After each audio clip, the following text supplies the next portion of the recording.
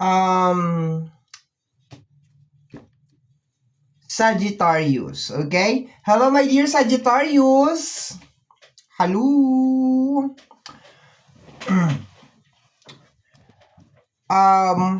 Ay sasabihin ko? Welcome or welcome back sa ating YouTube channel. My name is RJ, your Tarot Card Reader.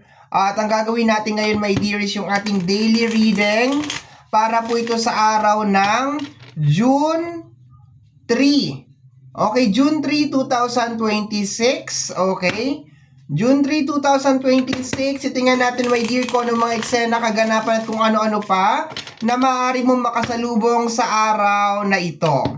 Pero bago po tayo mag-proceed sa ating reading, magpapasalamat po muna ako. Maraming salamat po sa ating mga abangers, sa mga walang sawang naghihintay at nag-aabang ng kanilang mga readings. Thank you very much. Gusto ko rin po magpasalamat dun sa mga napadaan na pasilip lamang po dito sa ating channel. Thank you po. Thank you so much for dropping by, and thank you po sa mga bago nating subscribers. I hope, my dear, na mag-enjoy ka dito sa ating channel. Mahanap mo dito kung ano man yung hinahanap mo sa buhay. Okay, I hope na makita mo dito yon. And yon, okay? So sinashuffle ko siya may ng patagilid para hindi niyo nakikita yung mga, kasi ako nadidistract ako kasi naka-front camera ako ngayon. So nakikita ko yung card, and hindi ko talaga pwedeng makita yung card kaagad-agad kasi na-overwhelm talaga ako sa message niya. Pag nakita ko na yung card, na-overwhelm ako sa message na nakukuha ko, as in para bang nakakalunod siya. Kaya hindi ko pwedeng makita yung card. Isa din yan sa reason, my dear, kung bakit hindi ako kagaya ng ibang mga tarot card reader na nilalatag ko lahat ng cards, okay? Minsan may mga times na nagagawa ko yun, pero madalan lang, as in sobrang dalan lang. Excuse me po, most majority ng reading ko is like yung pa isa-isa talaga or dalawa-dalawa. And kagaya ng gagawin natin ngayon, dalawa-dalawa. Ang reason nun is because na-overwhelm ako sa message na nare-receive ko sa baraha. Okay? So, let me see, my dear. Let's go na tayo, Sagittarius.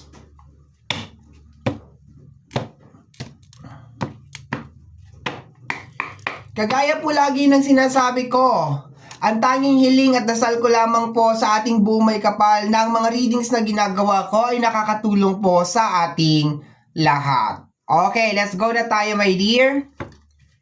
Sagittarius, what is going on ngayong araw na ito? June 3, the Hierophant. Uy, dinalaw ka ni Hierophant. Dinalaw ka ni Hierophant. Let me see. Okay. The Ten of Cups and the Hierophant, my dear. Okay. So, ganyan dapat siya. The Hierophant and the Ten of Cups. Okay. So, ang nakukuha ko dito, my dear, is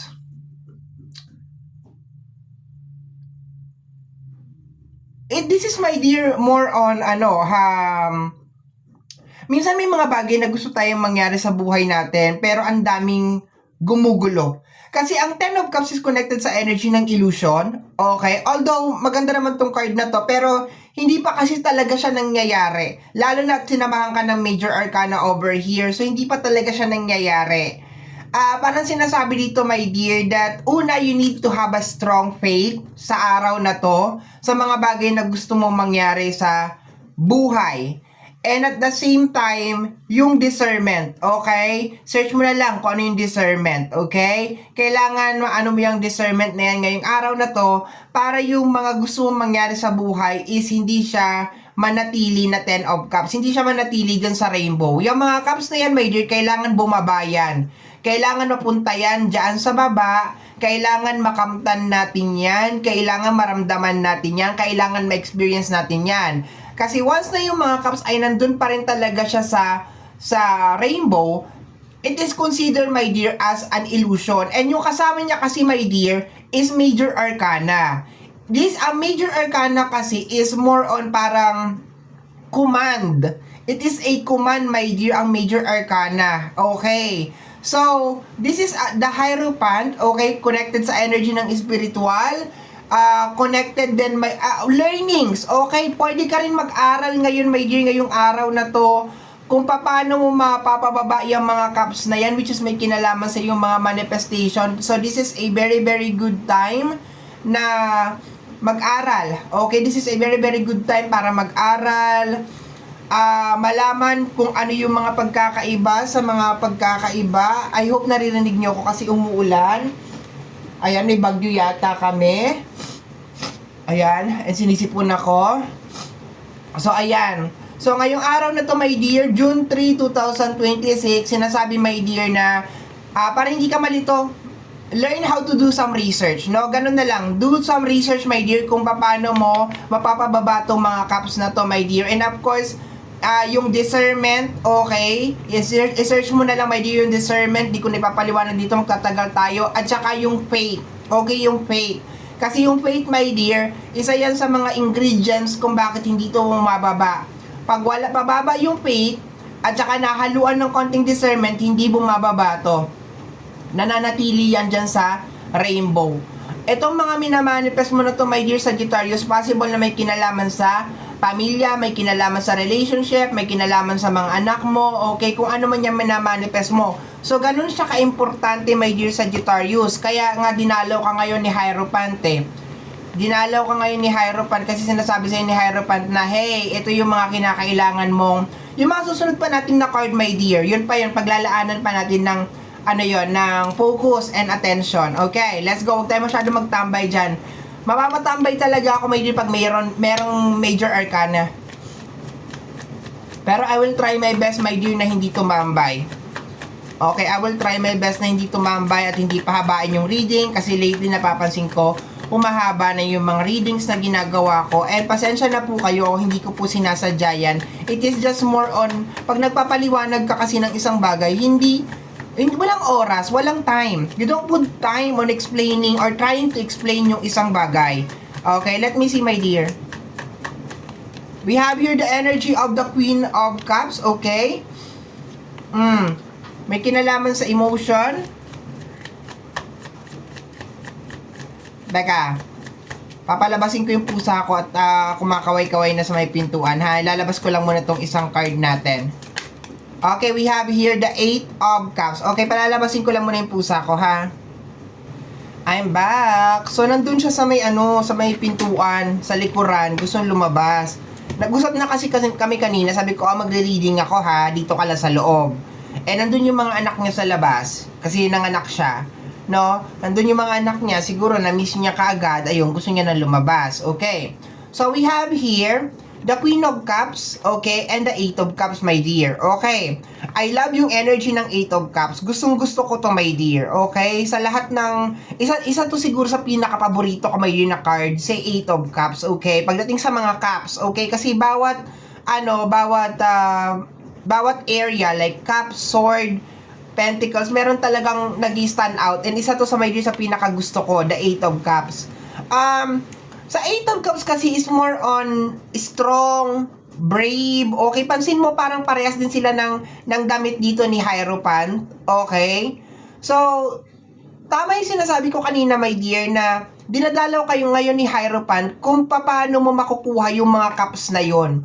There's a tendency, my dear, na baka nai-stuck ka, my dear, sa isang emotion, okay? Ang dami mong cups dito. So, definitely, baka emotion ang kumukontrol sa iyo ngayong araw na to kasi napakaraming cups, okay? Si Queen of Cups is very understanding, okay?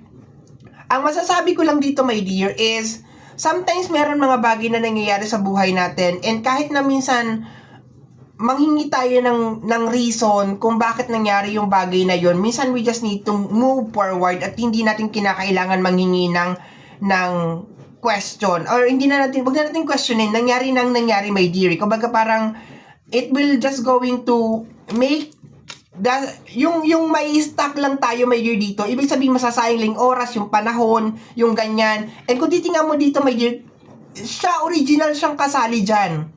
Original siyang kasali dyan sa mga cups na yan. Nasaan ba yung selenite ko? Original siyang kasali dyan sa mga cups na yan.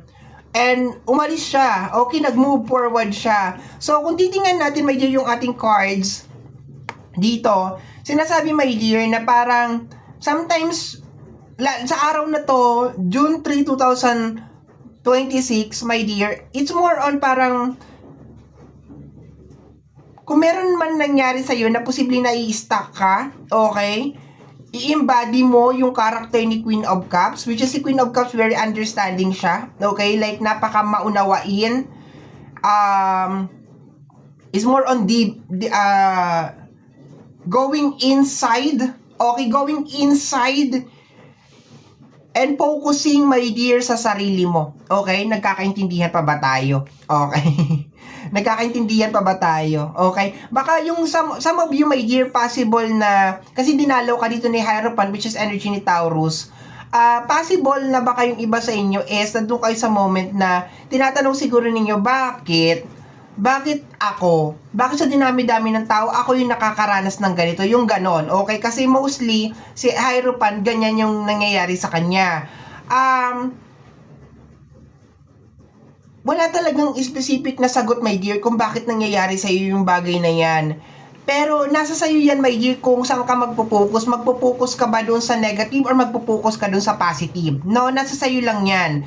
And kung saan ka magpo-focus, my dear, yun ang magpapatakbo ng buhay mo. Okay, yun ang magpapatakbo ng buhay mo. So, kung magdi-deal ka na magdi-deal at sasabihin mo na bakit mo ginawa sa akin to, bakit nangyayari sa akin to, there's a tendency na it will take time. Ibig sabihin, posibleng umabot ng buwan, pwedeng umabot ng taon, bago talaga masagot ng 100% yung tanong na yun, ay yung sagot, ay tama, yung tanong mo na yun, or bago ka ma-convince talaga, my dear, na wala na talagang sagot yung tanong na yun, nangyari na ang nangyari, parang ganon, okay? Yun ang nakukuha ko over here. Possible na baka sa marriage, okay? This is energy also of marriage, baka sa loob ng relationship, bakit nagkakaganito ang relasyon namin? Nagkakaganyan ang relationship ninyo, my dear, because nakapokus kayo, my dear, dun sa mga bagay na nangyari. Sa loob ng relationship, hindi kayo magiging perfect, magkaiba kayong dalawa, my dear. May kanya-kanya kayong mga character, may kanya-kanya kayong mga ugali, and sometimes, kinakailangan talaga na magtulungan kayong dalawa kasi partner kayo. Okay? Ngayon, kung lagi lang ninyong i-highlight yung mga imperfection, yung mga mali ng bawat isa, masisira talaga ang relasyon, my dear. Okay, let's go na tayo. Minamadali ko na to, my dear, ha? Minamadali ko na. Okay, I hope nagkakarinigan pa rin tayo. Meron ako ditong microphone. Ayan. Pero ayoko siyang gamitin kasi yung feedback ng boses ko parang kakaiba. Okay, kakaiba siya. We have here the energy of the Ace of Pentacles. Okay, Ace of Pentacles, may swerte ka, my dear, na parating sa'yo, may blessing, may bagong umagang parating sa'yo, lalo na, my dear, sa usapin ng pera. Okay, lalo na sa usapin ng pera, kasi meron kang alas. We have here the energy of the Page of Pentacles. You just need to accept it, my dear.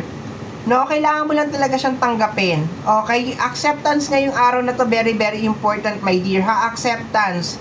No, inaabot sa'yo, my dear, yung Ace. Ayan o, inaabot sa'yo, my dear. Inaabot sa'yo. So, this is you. Kailangan mo lang siyang tanggapin, my dear. No? You need to accept, my dear, na nangyari na ang nangyari. Nonsense, my dear, na mag-deal ka pa na mag-deal or ulit-ulitin pa natin yung senaryo. Wala na mangyayari, my dear.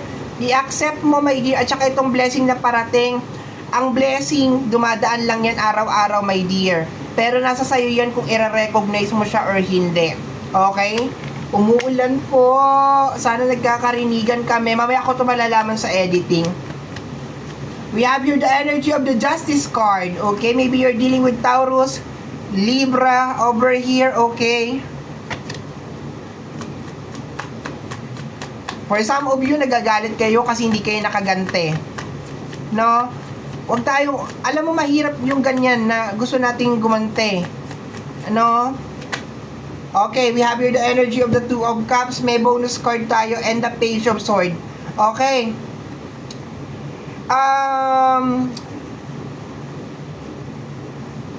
Niloko ka siguro, my dear, no? Merong tao ng loko sa'yo. Ang hirap talagang matupad to, my dear. Okay, ang hirap matupad nito.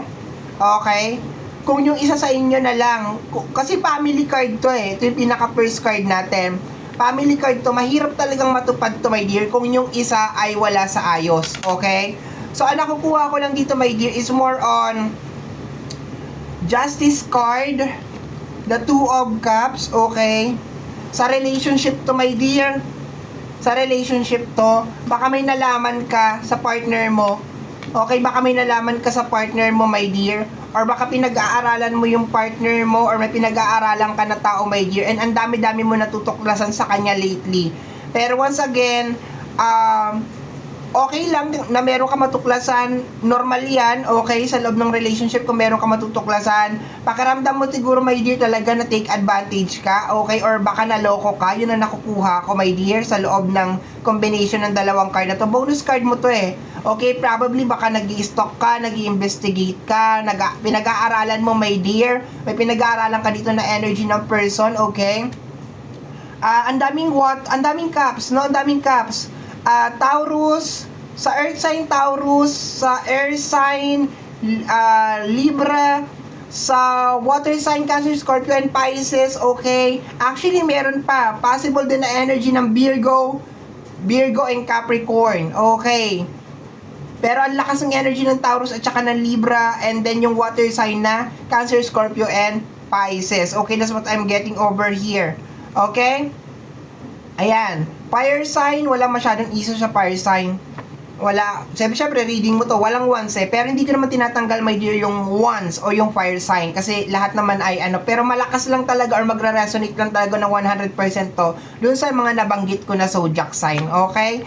So, may nalalaman ka or may nalaman ka, my dear, tungkol sa partner mo, and sigurado ka, my dear, sa moment na paano ko pa gagawin to, paano pa to uumpisahan, yun ang nakukuha ko, my dear. Energy ni Leo, nasagap ko ngayon lang.